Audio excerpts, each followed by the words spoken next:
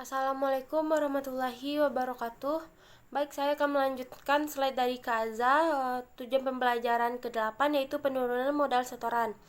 Modal setoran tidak akan berkurang kecuali ada pembayaran atau pembagian dividen yang dapat dikategorikan sebagai dividen likuidasi atau penarikan kembali saham yang beredar secara permanen.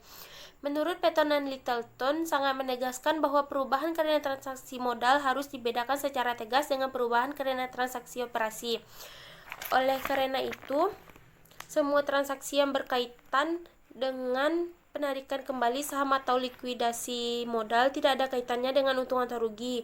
Dengan kata lain, untung atau rugi tidak ditimbulkan dari transaksi penarikan kembali saham. Pada penurunan modal setoran terdapat saham treasury, yaitu penarikan kembali saham yang beredar untuk sementara dan kemudian diterbitkan kembali. Beberapa alasan perusahaan melakukan penarikan kembali antara lain: yang pertama, saham tersebut akan diterbitkan kembali kepada karyawan dalam program opsi saham. Yang kedua, saham tersebut akan digunakan untuk membeli perusahaan lain dalam transaksi penggabungan usaha. Dalam saham treasury terdapat dua konsep. Yang pertama, konsep satu transaksi. Konsep ini juga disebut dengan metode cost karena jumlah rupiah yang dibayarkan dianggap seakan-akan merupakan kos pembelian saham treasury. Disebut satu transaksi karena pembelian saham treasury dan penjualannya kembali dianggap sebagai satu transaksi. Artinya pembelian dan penjualan dianggap sebagai kesatuan transaksi untuk mencapai tujuan yang diinginkan dengan transaksi saham treasury tersebut. Konsep kedua yaitu konsep dua transaksi. Perolehan kembali saham sebagai saham treasury dianggap sebagai likuidasi ekuitas pemegang saham, sedangkan penjualan kembali saham tersebut dianggap sebagai penerbitan saham baru. Tujuan pembelajaran ke-9 yaitu perubahan laba ditahan. Beberapa penyebab laba ditahan. Yang pertama, penyesuaian periode lalu.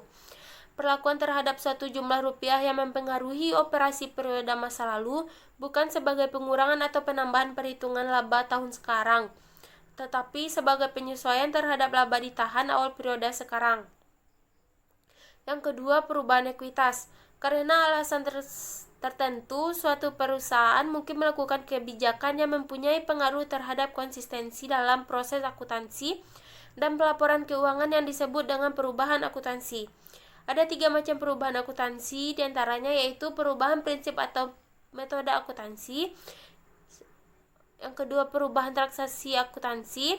Yang ketiga, perubahan kesatuan pelaporan. Penyebab laba ditahan ketiga yaitu adanya koreksi kesalahan. Terdapat 3 koreksi. Yang pertama, koreksi sebagai penyesuaian laba ditahan. Yang kedua, koreksi sebagai penyesuaian modal setoran lain. Yang ketiga, koreksi sebagai komponen statement laba rugi. Penyebab laba ditahan yang keempat yaitu kuasi reorganisasi.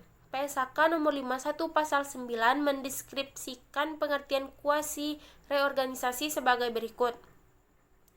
Kuasi reorganisasi adalah reorganisasi tanpa melalui reorganisasi secara hukum yang dilakukan dengan menilai kembali akun-akun aktiva dan kewajiban pada nilai wajar dan mengeliminasi saldo defisit. Tujuan pembelajaran ke-10 yaitu penyajian modal pemegang saham. Poin pertama yaitu urutan penyerapan rugi. Urutan penyerapan rugi dapat digambarkan sebagai berikut. Yang pertama, pendapatan kotor. Pos ini menyerap semua biaya dan rugi dan debit atau beban yang berasal dari transaksi non-pemilik. Yang kedua, laba bersih.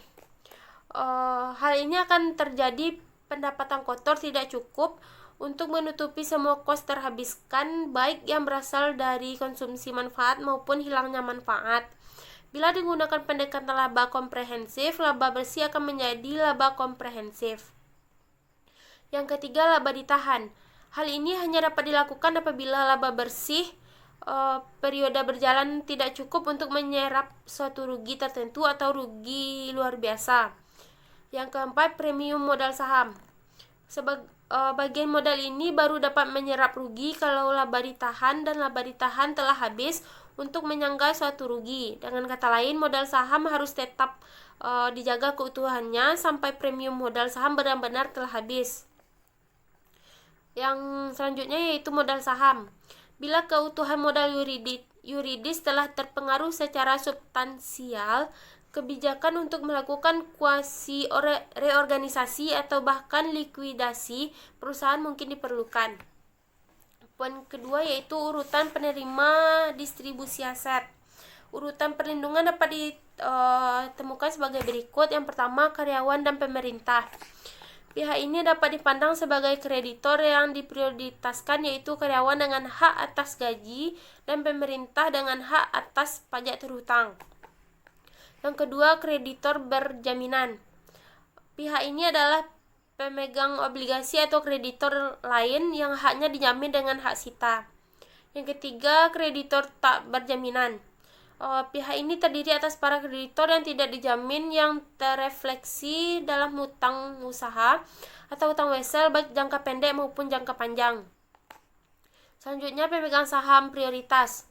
Pihak ini dilindungi oleh laba ditahan sebagai penyangga modal saham atau yuridis. Selanjutnya, pemegang saham biasa. Pihak ini merupakan pemegang hak atas sisa kekayaan, yang berarti bahwa pemegang saham biasa harus menanggung lebih dahulu rugi atau yuridis. Tujuan pembelajaran ke-11 yaitu perincian laba ditahan. Perincian atas dasar sumber. Dengan dasar ini, laba ditahan dapat dirinci menjadi laba ditahan yang berasal dari operasi normal atau rutin yang berasal dari laba luar biasa. Dapat saja membedakan antara kedua sumber laba ditahan tersebut dipertajam, namun sebenarnya tidak cukup. Beralasan untuk memecah kembali jumlah rupiah bersih laba periodik atas dasar klasifikasi sumber di laman statement laba rugi telah memuat semua faktor yang menentukan laba bersih dan laba komprehensif ini telah ditransfer ke laba ditahan mengenai bagian dari ekuitas pemegang saham. Selanjutnya, perincian atas dasar tujuan penggunaan. Dalam praktik perincian ini ditunjukkan dengan adanya pos cadangan, jaminan sosial, laba ditahan terbatas, dan cadangan umum. Perincian semacam itu sebenarnya sama saja dengan mengaitkan laba ditahan dengan aset tertentu. Artinya, dalam aset apa saja laba ditahan terkait. Klasifikasi ini mendasarkan pada tujuan penggunaan laba ditahan sebagaimana ditunjukkan oleh komponen aset yang terkait. Selanjutnya, tujuan pembelajaran ke-12 yaitu laba komprehensif.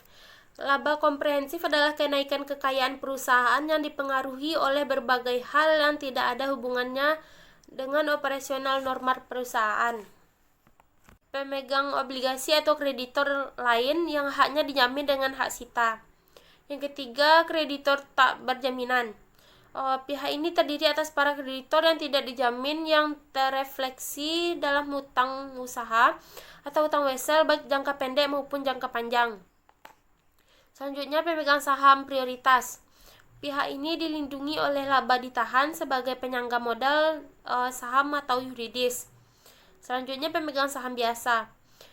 Pihak ini merupakan pemegang hak atas sisa kekayaan, yang berarti bahwa pemegang saham biasa harus menanggung lebih dahulu rugi atau yuridis. Tujuan pembelajaran ke-11 yaitu perincian laba ditahan. Perincian atas dasar sumber. Dengan dasar ini, laba ditahan dapat dirinci menjadi laba ditahan yang berasal dari operasi normal atau rutin yang berasal dari laba luar biasa. Dapat saja membedakan antara kedua sumber laba ditahan tersebut dipertajam, namun sebenarnya tidak cukup. Beralasan untuk memecah kembali jumlah rupiah bersih laba periodik atas dasar klasifikasi sumber di laman statement laba rugi telah memuat semua faktor yang menentukan laba bersih dan laba komprehensif ini telah ditransfer ke laba ditahan mengenai bagian dari ekuitas pemegang saham. Selanjutnya, perincian atas dasar tujuan penggunaan. Dalam praktik perincian ini ditunjukkan dengan adanya pos cadangan, jaminan sosial, laba ditahan terbatas, dan cadangan umum. Perincian semacam itu sebenarnya sama saja dengan mengaitkan laba ditahan dengan aset tertentu. Artinya, dalam aset apa saja. Yang ketiga, perubahan kesatuan pelaporan. Penyebab laba ditahan ketiga yaitu adanya koreksi kesalahan.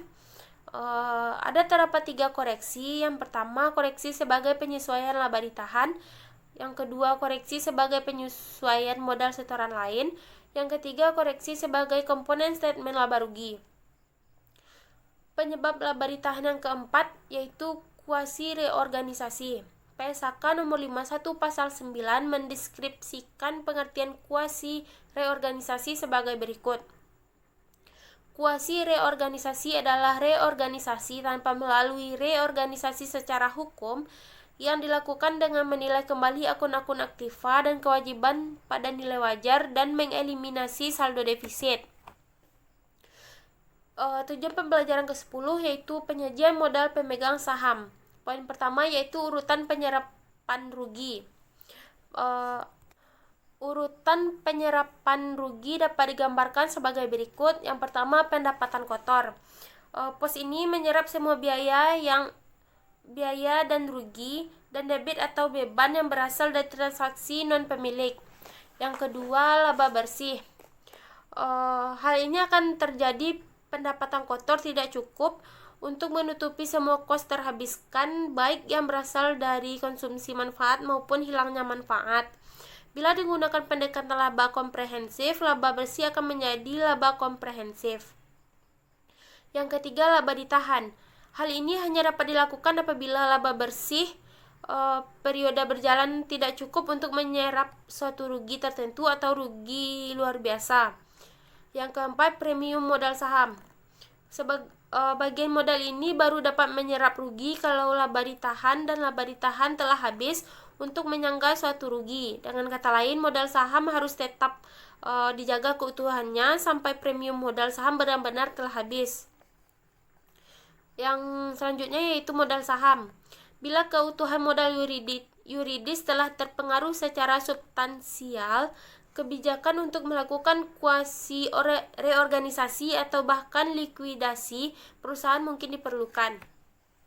Poin kedua yaitu urutan penerima distribusi aset. Urutan perlindungan dapat ditemukan sebagai berikut. Yang pertama, karyawan dan pemerintah. Pihak ini dapat dipandang sebagai kreditor yang diprioritaskan, yaitu karyawan dengan hak atas gaji dan pemerintah dengan hak atas pajak terhutang. Yang kedua, kreditor berjaminan. Pihak ini adalah selanjutnya tujuan pembelajaran ke-12 yaitu laba komprehensif. Laba komprehensif yaitu kenaikan kekayaan perusahaan yang dipengaruhi oleh berbagai hal yang tidak ada hubungannya dengan operasi normal perusahaan. Dalam hal ini terdapat 2 pendekatan. Yang pertama, laba kinerja sekarang. Pendekatan ini hanya memasukkan ke dalam statement laba rugi pos-pos operasi yang dianggap bertalian dengan tahun berjalan dan menggunakan aset untuk mencapai tujuannya. Argumen pendukung pendekatan ini yaitu laba harus mengukur efisien penggunaan sumber ekonomi untuk peruda berjalan. Yang kedua, laba haruslah angka yang benar-benar merupakan hasil penggunaan sumber ekonomi yang ada. Yang ketiga, laba harus dapat digunakan untuk melakukan perbandingan antar periode dan perusahaan. Yang keempat, pembaca statement hanya melihat angka terakhir. Jadi pos-pos luar biasa laba rugi akan menyesatkan pemakai. Pendekatan kedua, laba semua termasuk.